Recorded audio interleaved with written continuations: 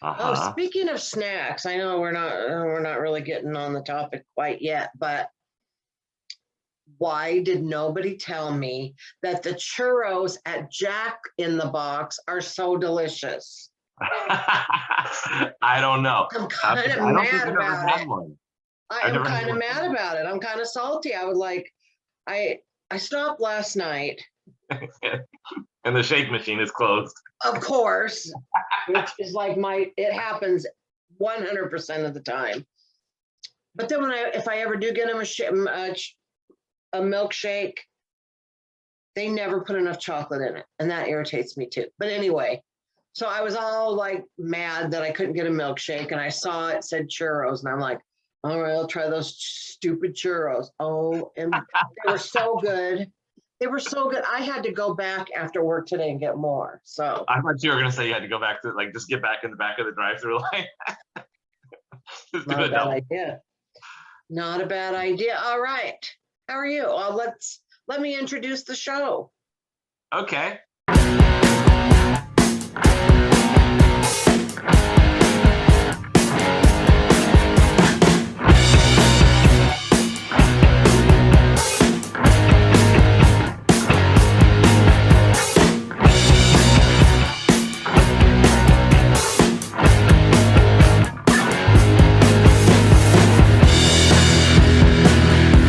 Welcome to Scrutiny with Cheri and Andy.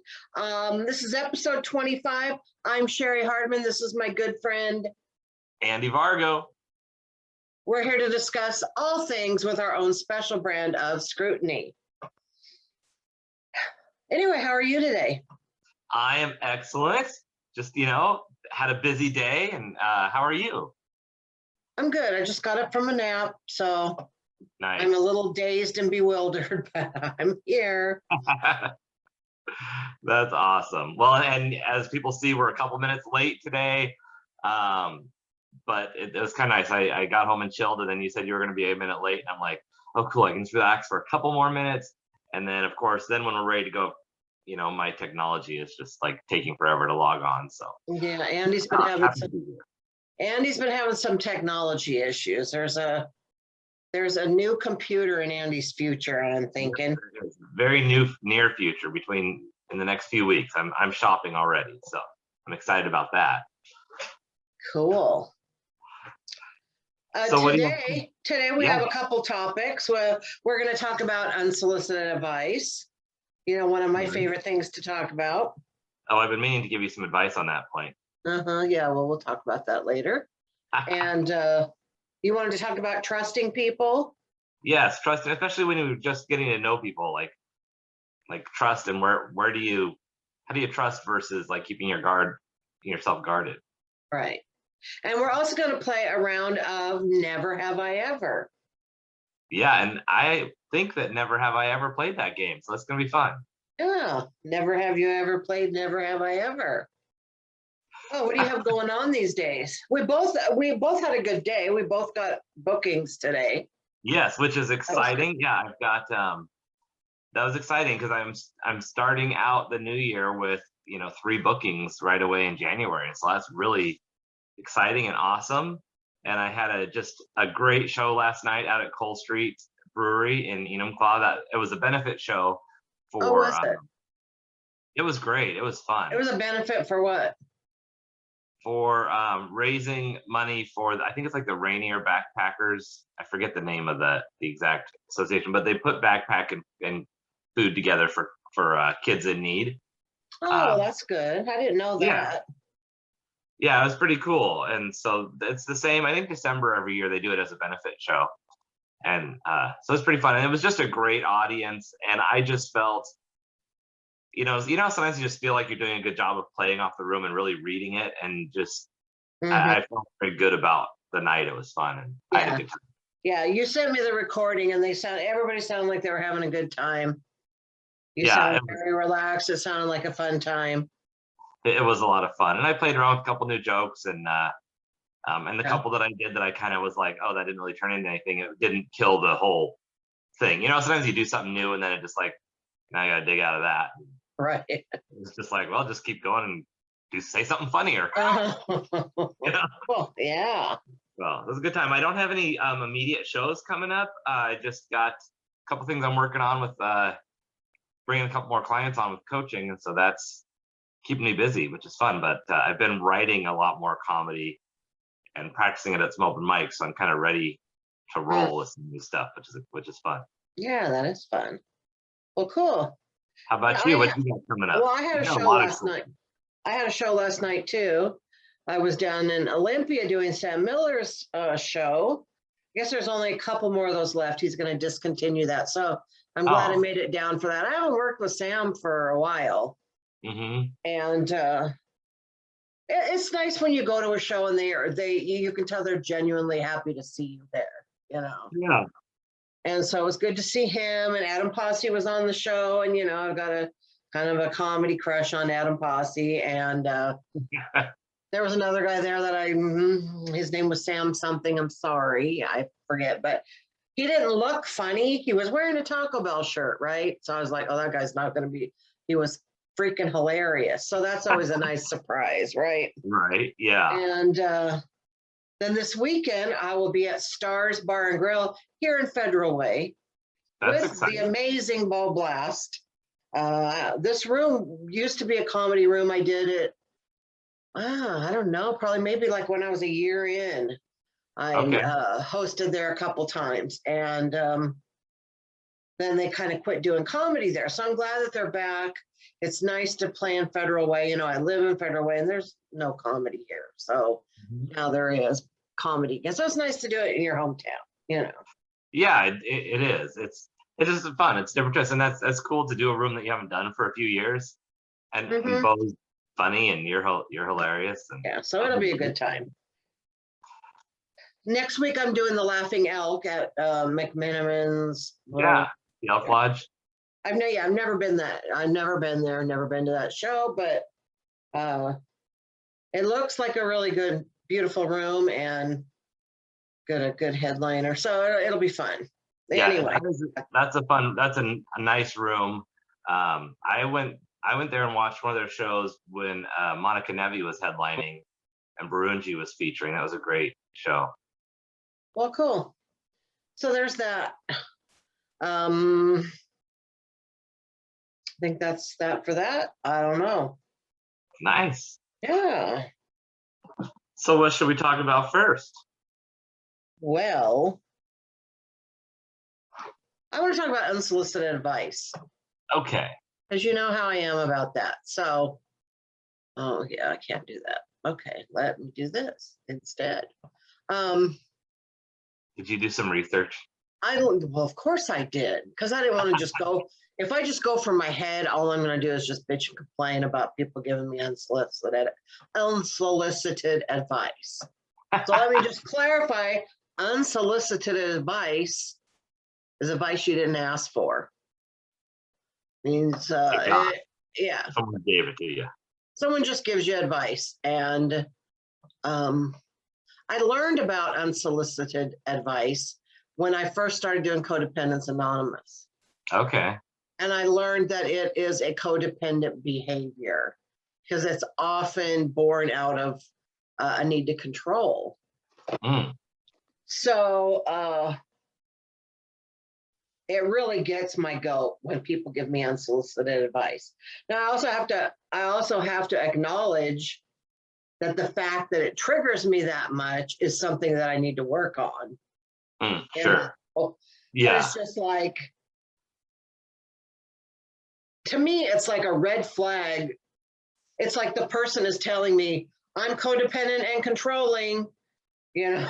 That's how I see it. I'm codependent and controlling. Like, I see you. Right. Now, can I ask, since you learned about this through Codependence Anonymous, do you feel like that's something that in the past you would have given given a lot of unsolicited advice? Probably more so than I do now. Yeah. I don't think I was ever like, I catch myself doing it, but a lot of times it's when I'm with someone that I'm really comfortable with, like you, and we're talking about, I just want to share something I learned. Yeah, I know I'm that way too with you, where it's like, oh, I need to tell Cheri this. And right. And so I think in a reciprocal, what I'm talking about, like, this is how, like, when it will really irritate me is if I just put on Facebook, my back hurts. Mm-hmm. And then all of a sudden, people are telling me what to do about my back. Okay. Now they think they're just trying to be helpful. Sure. But I see it at, like, in my head, usually, well, I've already tried that. I know that. I know that. I used to be a medical assistant. I have a tiny bit of medical knowledge. I know kind of how, I've been a mother for 37 years. Like, I know stuff, right? Mhm. You're probably not going to tell me something that I don't already know. So the fact that you think that I need to know that, to me, I see it as you're telling me I'm dumb. Ah, gotcha. Now, Yeah. that doesn't mean that you think I'm dumb, but that's how and like my husband, we'll be driving down the road and he'll tell me, oh, if you go that way, like, I've lived in Federal Way probably longer than you, Dave. Why are you telling me which way to go? Oh my God, that makes me so mad. I just had to laugh at the fact that you whispered when you start talking about your husband, even though we're In broadcasting the it on other the internet. room. He doesn't watch this show, but he is in the other room. Right? It's just funny. I'm like, this is being anyway. Well, this is not the first time he's heard me complain about this either. I'm But sure. those are just some 4 examples. Okay. Yeah. All right. So, and it can also be like, oh, like if you say you want to lose some weight, and then all of a sudden everybody tells you the best way to lose weight, or because a lot of times it just feels critical rather than helpful, Yeah. and it also, like, undermines people's ability to think for themselves, No, that's a good point too. right? And I guess with things like this, it's kind of twofold, right? Because there's the receiving side, like you had acknowledged, like, how do I not have this be a trigger, and how do I not bring that into my life? But there's also what are we putting out there so that we're not the person that's doing it, and then where's the line of helping or giving people ideas or advice when they may be seeking it in a way that's welcomed. Right. And I think, well, I'll get to that, but I will say that one thing I notice, and everybody knows I'm a chronic oversharer on Facebook, right? I'm an overposter. Like, I put my life out there. I do. Uh-huh. But then it does stop me from posting things. So it's probably a blessed relief, because I'll start to post something and I'm like, oh, no, I know so-and-so is going to tell me what to do, so it will stop me, because I don't want to get that mad, because it does make me really mad. I think you know that. Yes. So codependency. Okay. Unsolicited advice is, or it could be seen as, and I probably see it as, a boundary violation. So when you give advice that isn't wanted, you're intruding on someone else's right to have different opinions or to come up with their own solutions. Yeah, I see what you're saying. Yeah. So one thing is, if you want to give someone advice, then ask them first, is it okay if I give you some advice, or are you looking for some advice? Yeah. Have some ideas that might be helpful. Would you like to hear them? And then don't be butthurt if I say no. Right. Right. Yeah. Would you like some feedback on this situation? Uh-huh. Yeah. And it says, if it's a struggle to ask permission, try to remember unsolicited advice is not always helpful. And so you might, you might be being perceived as something totally different than you're trying to be. Mm-hmm. So. Yeah, because there's also that take of someone needing to vent or share something where they're in this moment and I just need to get this off my chest, but I'm not looking to sit here and find a solution. I'm just saying I'm dealing with this right now. Right. Or I might already have my own list of solutions that I'm getting ready to apply to this. Yeah. So here are some like questions. Like if you struggle with giving people unsolicited advice, you might stop and think, one, why do I want to give them advice right now? Is there anything else I could do that could be helpful? Can I let them figure this out on their own? Can I focus? This is my thing too. Can I focus on listening and understanding instead of fixing and instructing? Yeah. That's a common thing, a common men-women thing. That Mhm. women say we just want like our men to listen to us, and men commonly want to go fix the problem. Yeah, that is that. Yeah, there's definite like roles that come to play with things like that. Yeah. One thing that I've learned to try to be a little better about, and I learned this from some of the coaching that I was training and reading up on, was just to simply ask, how can I help you in this situation, or where could you use help? And that way, it's someone might say, I don't need help. I just thanks for listening, or they might say, well, I could really use help finding a solution here. Mm-hmm. It kind of empowers the person to find what they need. Right. And then it also helps them kind of notice that they have the power to ask for help, whether it's from you or from someone else. Because sometimes it's, oh, I don't need anything from you, but I need to go talk to so-and-so and ask them to help me in this area because they're the ones who are the key holder or whatever it is. Right. The key holder. So one thing that it says here about, I'm just reading an article on Psych Central, some ways that to respond, and I need to learn these. I know you mean well, but I'm not looking for advice. Mm-hmm. What I'd really like is you to just listen. Or right now, I just want to vent. I'm not looking for any solutions. The most helpful thing you can do is sit with me and listen. I appreciate your ideas, but I want to figure this out on my own, etc. Or I feel inadequate and annoyed when you repeatedly tell me what to do. I know you care about me, and I'll let you know when I need help. That's direct. Yes. So I cannot wait to try that out on somebody. I'm going to remember those. So when I hear them, I'm like, oh, shit, I think I just gave unsolicited advice. Well, I catch myself doing it. I'm not saying I'm perfect. Well, I know you and I have had messages back and forth where either of us will send something that's like, oh, sorry, you might not have been looking for that. Or like, oh, well, I know this might be unsolicited advice, but, so. Yeah. And it's hard to. Go ahead. Oh, no, it's different dynamics with different people, too, because right.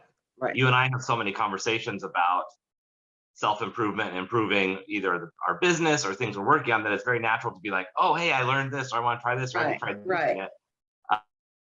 Which is much different than hey, I'm having this problem. Oh, try this, this, and this, versus, kind of, we have to practice almost more so because we are closer when to turn it on and off. Whereas with someone I don't know as well, it's easier to kind of have that boundary and go, oh, that's, I don't know them well enough to have them walk off stage and say, hey, here's a tag for your joke, But, Yes. So for the people watching the show, I'd love for you to comment.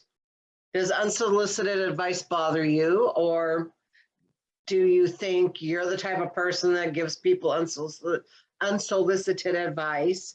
Any comments that you have about this, I would love to hear. Yeah, I'd also be curious to hear if you have used any of those tactics that Cheri just read or different ones and how that was received. Like, how did that go?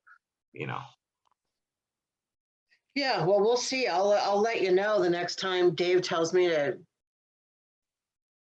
He tells me, okay, like I go, let me vent.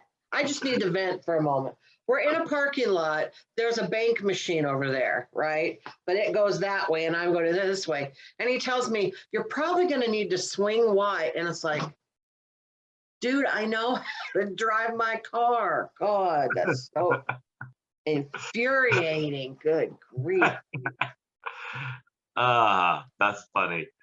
You want to play a game? I do want to play a game. Let's play a game. We should play Never Have I Ever, Never Have I, Never Ever Have I. Right, we're going to do that. So I ran across this game on Watch What Happens Live with Andy Cohen. That's how I heard about it. But I guess there's even a show called Never Have I Ever. I have not watched. okay. Have you? No. No, but I've heard about the game as kind of like it's like a in the vein of like Truth or Dare, those kind of party games you could play just anytime casually. Spin And the bottle. I didn't make a graphic for this, and I still have not figured out our game show music that Kirk made for us. So I'm a loser when it comes to that. But I do have some items. So this is how we're going to play, Andy. I'm going to say never have I ever, whatever it is. And if you've done it, you're going to take a drink of your beverage. If you haven't done it, then you're just going to sit there and look pretty. Okay. Now, I don't know how to do these. Oh, and I was going to do them on my computer, but then I won't be able to see whether you're drinking or not. So I better do them on my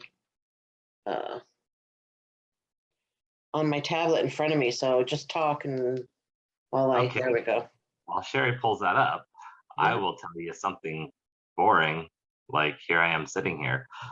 Now I'm excited. We got a lot of good stuff going on. This fact that we don't have the jingle for our game show is fun because that means that y'all are going to get to see it develop in real time over the next few shows as we bring that in. Because Cheri and I met the other day, did some little strategizing, and came up, the game plan for the next games we have that we're going to play. Because those are some of the fun parts of the show is the games. We get these deep conversations, and the games get a little wild. Then we come back to the deep conversations, and it's just fun. All right, this is an easy one. Okay, you ready? Yep. Never have I ever lied to get out of going to work. Wait, if I do it, I take a drink? Easy one. All right. Never have I ever looked through someone's phone without their permission. I've never done that.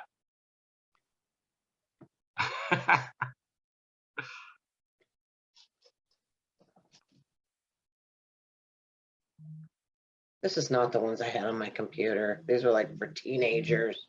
I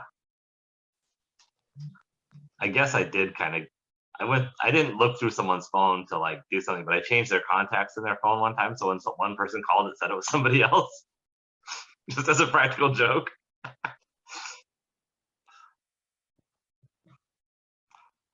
Sorry, I'm going to a different one. This is like, we are not in high school. These are not appropriate for us. They're kind of school one.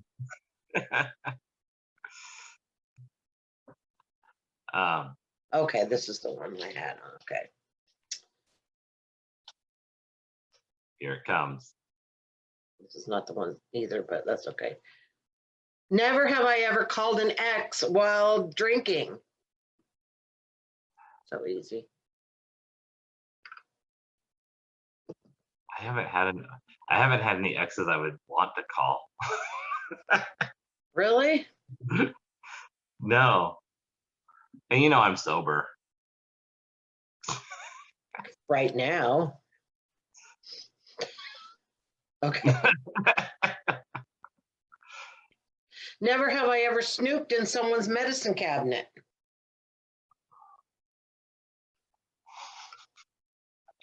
Got to know if they got any herpes medication or anything like that, right? Right.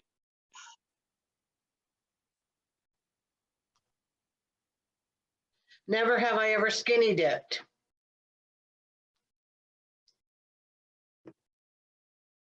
Nope. I haven't even chunky dunked.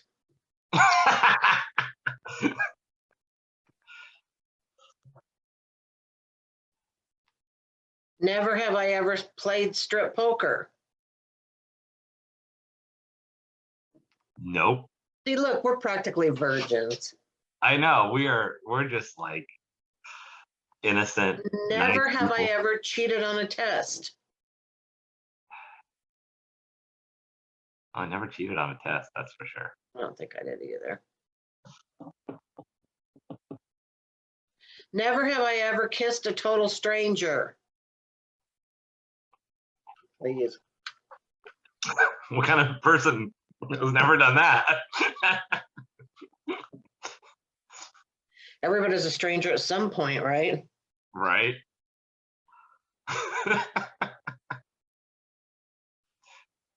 Never have I ever had a one-night stand.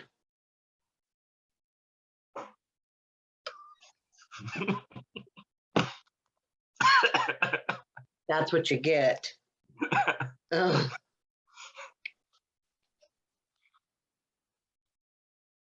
Never have I ever peed in a pool. I don't know that I can say never. I have to go a lot. I'm sorry, but sometimes I don't want to get out.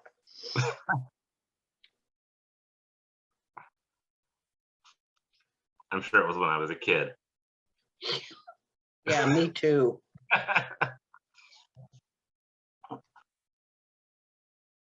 Never have I ever read one of the Harry Potter books. Wait, okay, so if I did it, then I have to drink. Are you surprised I've read a Harry Potter book? I actually am surprised. Just the first one. It was good. I read all of them. Of course you did. 'Cause I'm not a muggle like you. Never have I ever experienced a wardrobe malfunction in public.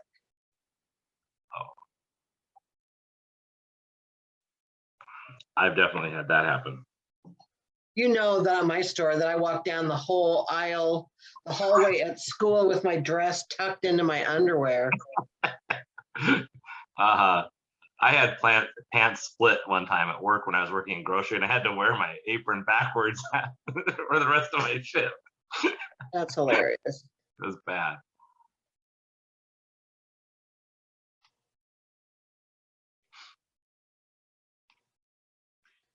Never have I ever gotten into an argument on Facebook. I don't know if I really have. I don't think I have. Actually.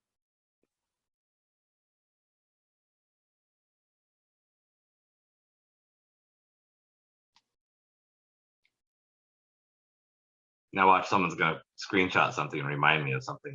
Remember this? Never have I ever made out with someone at a party. That's dumb. It was a stranger. Mhm.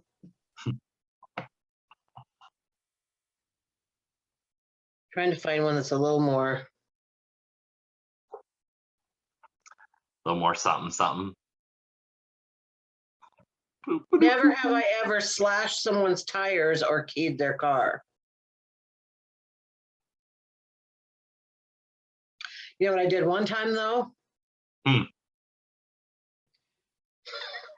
My friend and I put glue and bird seed all over this guy's car. Oh my God. And wrote pimp on it. And then this was like somebody that I dated or whatever. And then he called my house and said he knew we did it. And I said, how did you know? How do you know? And he said, because somebody said it was two fat girls on bikes. My friend and I rode bikes all over. So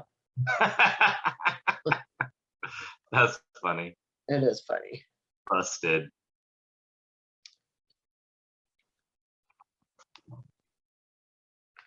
Oh, that's it. Oh, we could always one day do Would You Rather. Yeah, that would be fun too. But a lot of these I can see now, they're like, have you ever met like, never have I ever met a celebrity? Well, of course we have. We're comedians. We've met lots of celebrities. If you count comedians as celebrities, which. Right. Never have I ever broken up with someone in public. Yeah, I don't think I have either.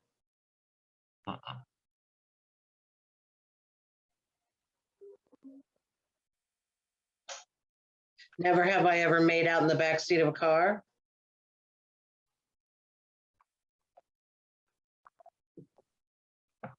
Never have I ever had sex in the front seat of a Fiat.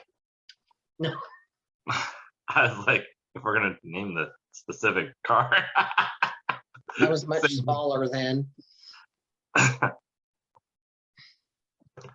Never have I ever had first row seats at a concert. Mm-mm. Blue Oyster Cult, like a few years ago. Not that exciting. Fun. Oh my God, you know what I saw today? We'll do one more and then I'll go. Okay. Rick Springfield is doing a concert for AARP. Oh, fun. You gonna go? Well, I think it's online or something, but it's like, oh my God, Rick Springfield and AARP, like, Right. he was like a sexy man in my life, and now he's like an old person like me. It's just like, so Maybe you could open for him. maybe. Never have I ever walked out without paying for a meal. No, I never have. I did once as a teenager. All right. Well, Andy, you are a much better person than I. No, I think just got some- I got the luck of the questions. I think some people are going to be surprised at some of the things that we've never done. 'Cause we're Perhaps. more angelic than one would think. Right? I know people probably have these nasty thoughts about us. Well, I hope so. Do you still keep like a paper book calendar for your appointments and stuff? Or are you all digital?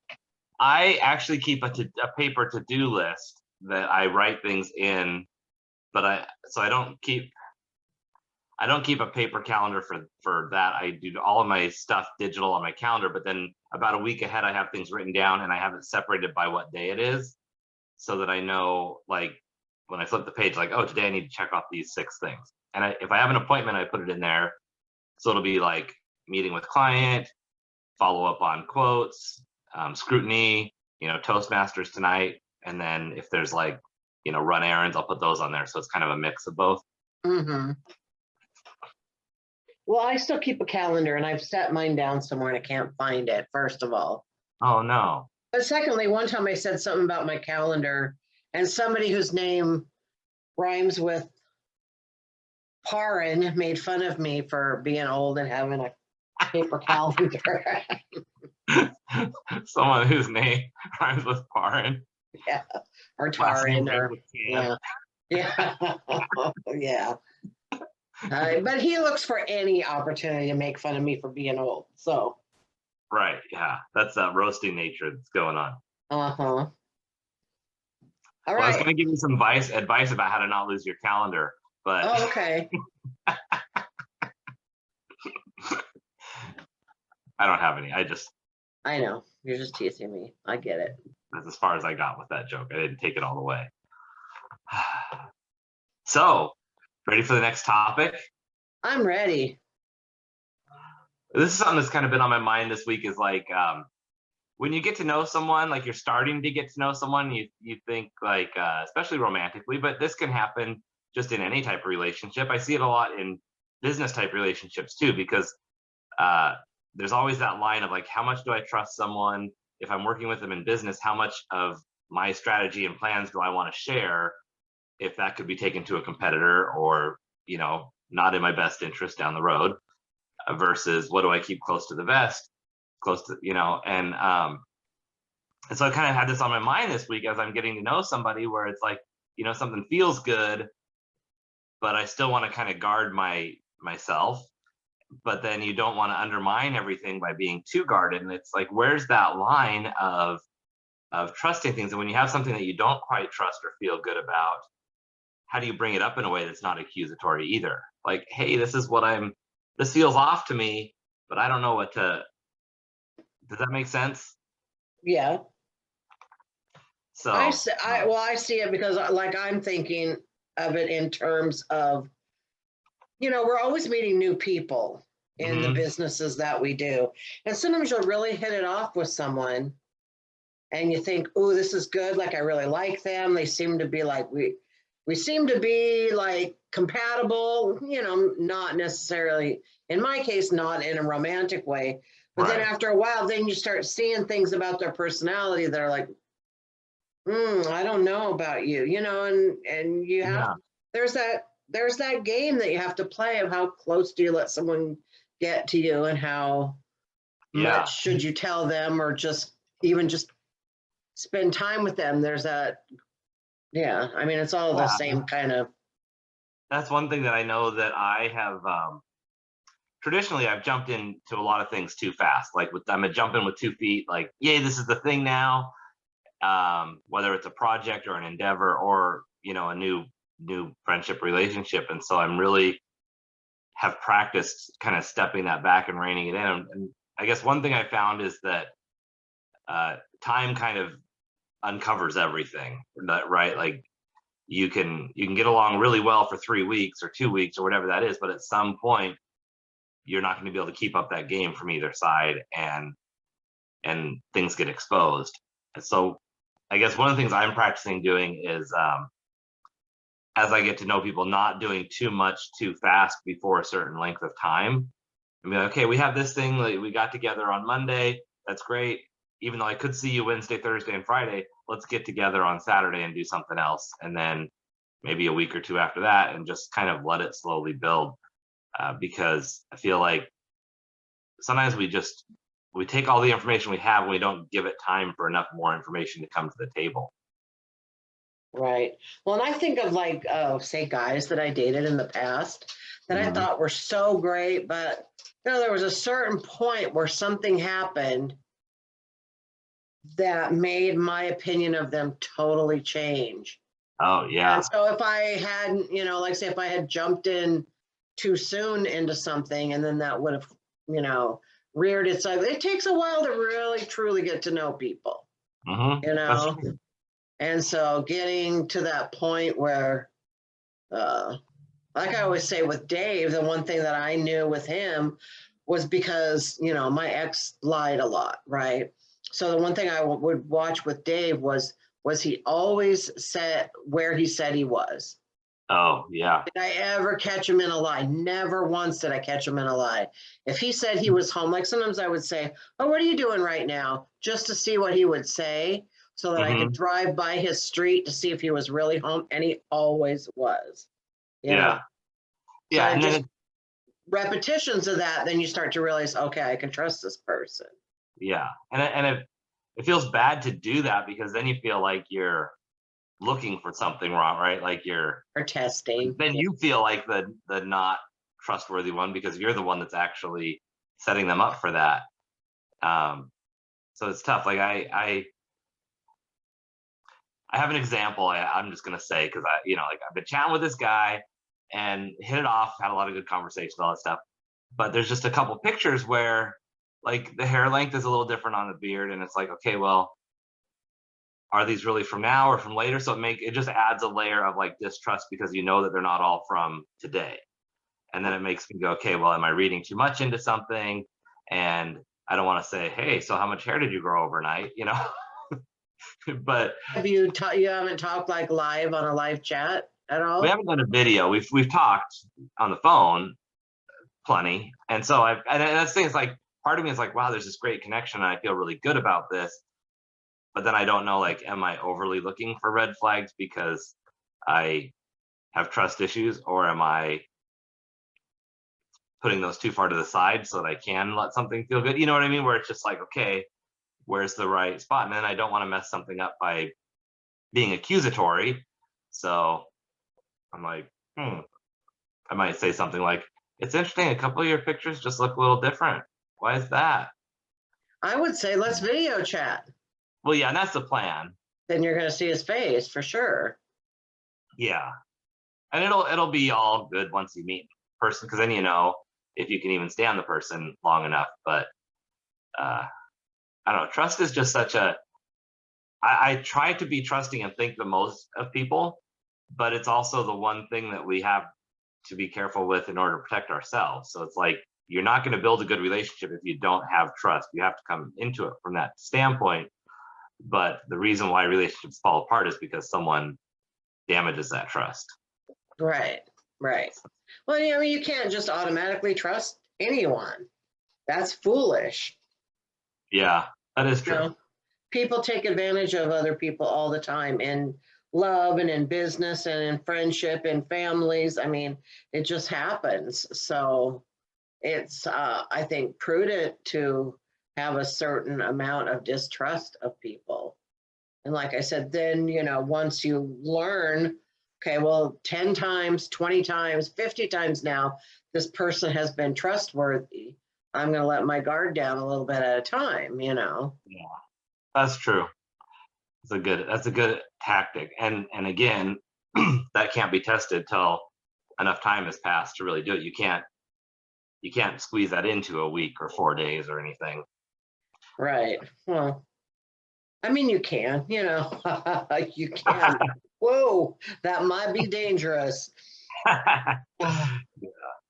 So yeah, it's an interesting journey because I've realized I've had to, every time I encounter a new situation, I learn more about myself than anything. And I, in this go around, I've really realized that I've had to really see myself as being valuable enough to warrant someone that I would actually see as worthy. Mm-hmm. It's like, because my gut instinct was, oh, this guy's a catch. There must be something wrong if he's interested in me, because no one that I see as a catch should be interested in me. Like, that's just a mess of self-worth way of thinking. And I hadn't realized till lately how much of that creeps into a lot of different areas of my life for a lot of different reasons. And so I'm really doing a lot of mind work and practicing to not live in that space, and to just, even spend more money on myself, where I used to think, well, I'm frugal, so I don't need to spend money. But it's like, well, are you using frugal as an excuse to not see yourself as worth the value to have nice things, and that's little things like that. So Right.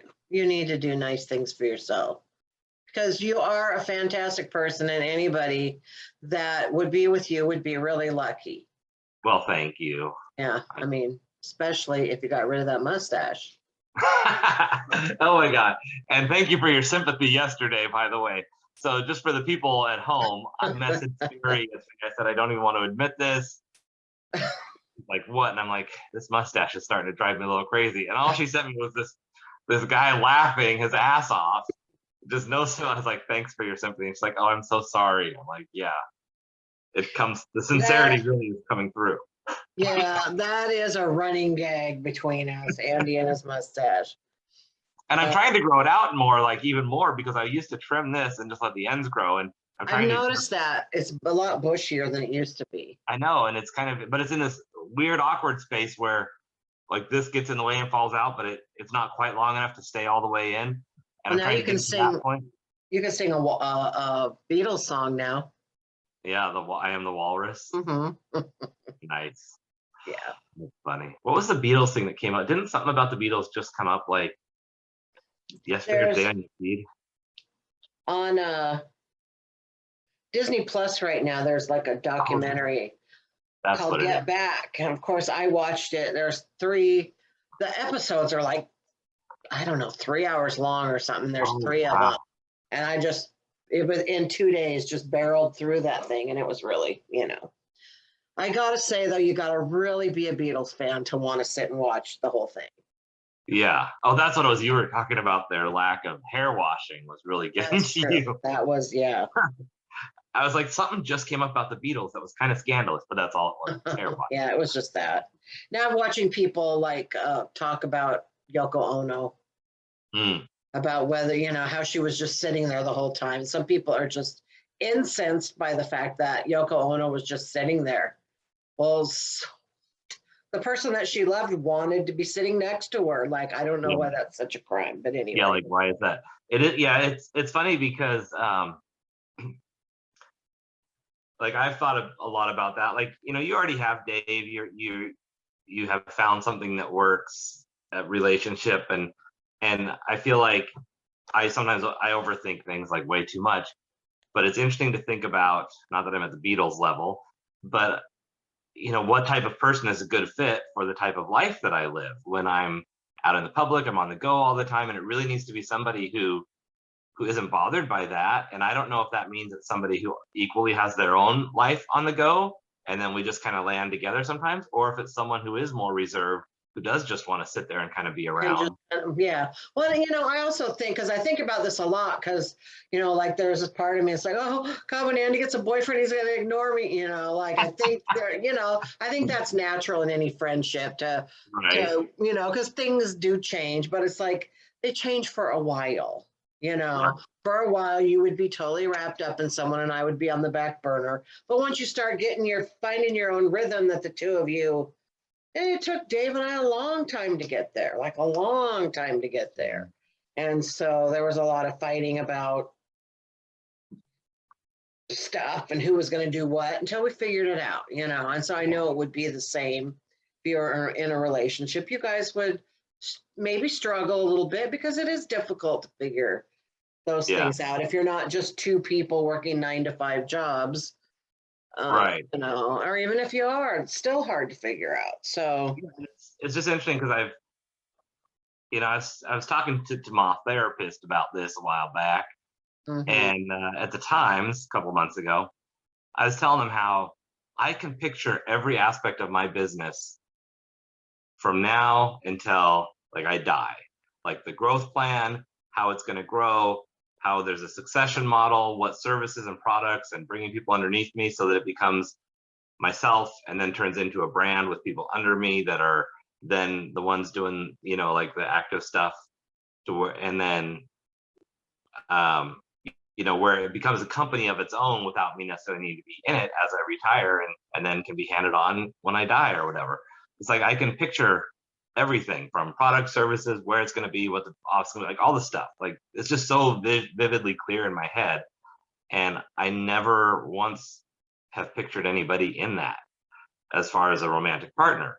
And I don't know if that was because I hadn't met anybody that I could see fitting in, or because I was protecting myself, or because maybe I don't want it. I don't, you know, I don't know. But I've been trying to be more open to that idea.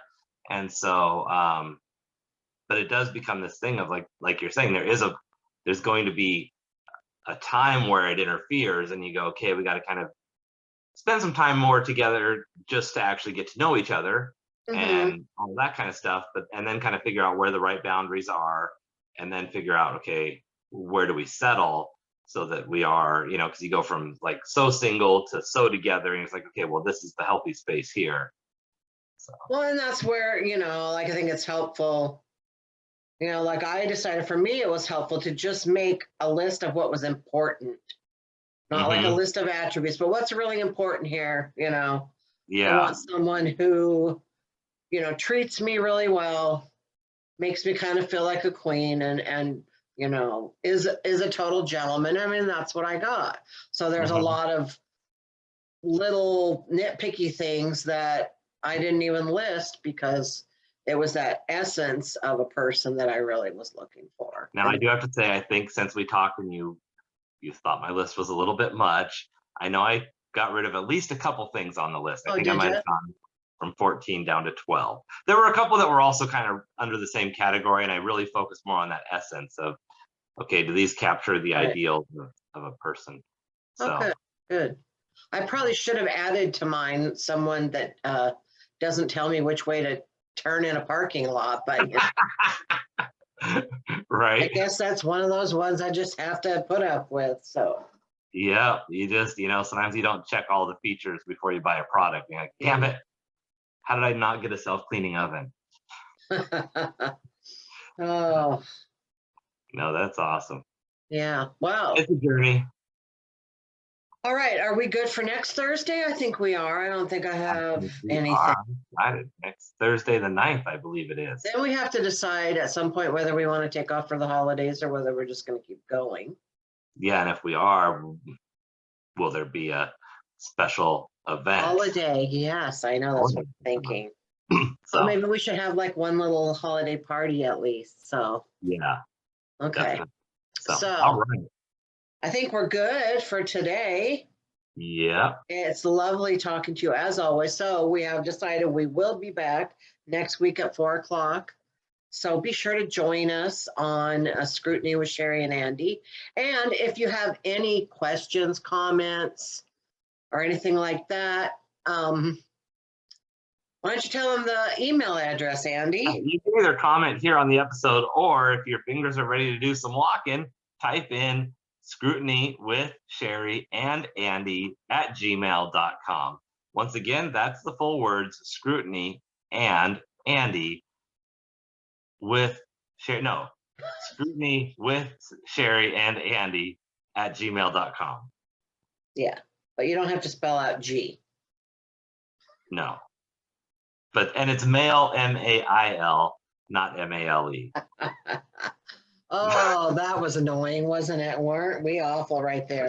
All right, well, All there's right. another episode. Thanks everybody that's watching. I can't say hit like and subscribe because we're not on YouTube right now. We're gonna have to do that separately. So never mind. Goodbye, everybody.